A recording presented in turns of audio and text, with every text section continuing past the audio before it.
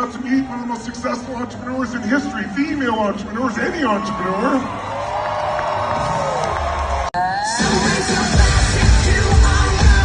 I was able to take on billion-dollar industries, love, and care. Ladies and gentlemen, let's bring up the one and only Sara Blakely.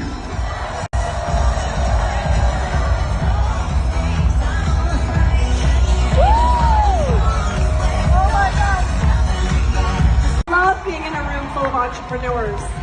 Like, these are my people. You're my people. You're my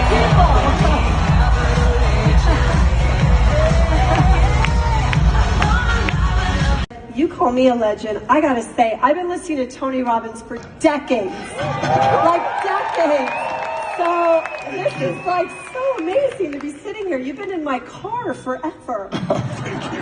Yeah, when it was cassette tapes, you know, Yes. and then I went to DVD, and I've been through the whole journey with you. Now I stream you. That's good. Thank you. You know, when you don't know how it's supposed to be done, that means you're going to do it differently. This is why most people don't do it without the expertise, the self-doubt, Yes. the talk track. How did you deal with that?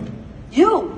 I'm serious. I've been working on my negative self-talk and my talk track by listening to these, you know, this positive messaging to me.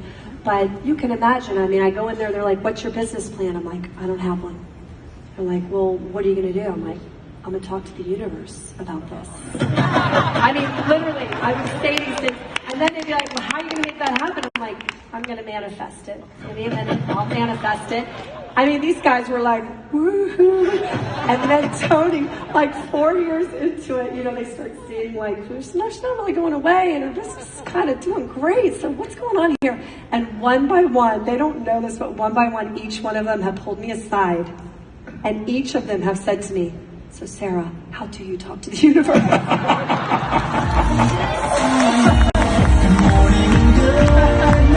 I see so many women that think power is in masculine, and we all have it. I have feminine me. I'm sitting here tearing up with you. I have masculine in me. We all have it.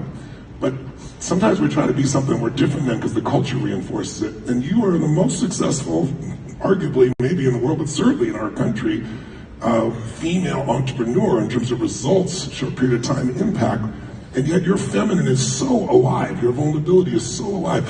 What could you say to the women in this room who think they have to become masculine to achieve things as opposed to just using all of themselves? So, you know, I'm thrilled that I'm in a place in time where the men and the women are honoring and respecting the feminine. And I do believe the feminine is very powerful.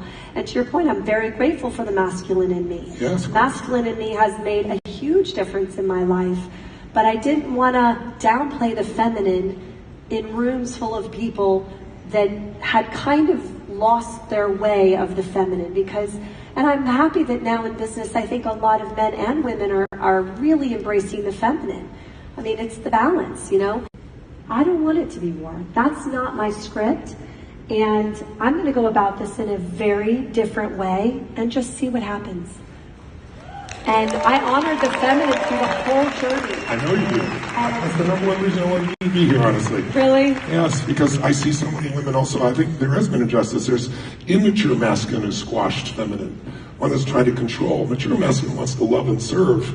And so I think so some women try to become what they think is masculine and they model the very thing that they dislike. And you have not done that. You're two of the greatest entrepreneurs you'll ever see who love each other.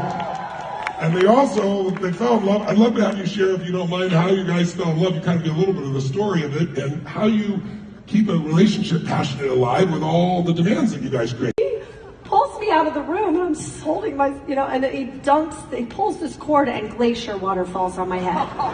And he's like, and you know, Jesse meets me in the lobby. He's like, do you feel alive? Have you ever felt more alive? I have my mascara's down to here. I have like my hair's matted in one direction. I have no backup. There's no blow dryers there. Like people like me don't go to these places. Just so you guys know, we got married a year later. It worked.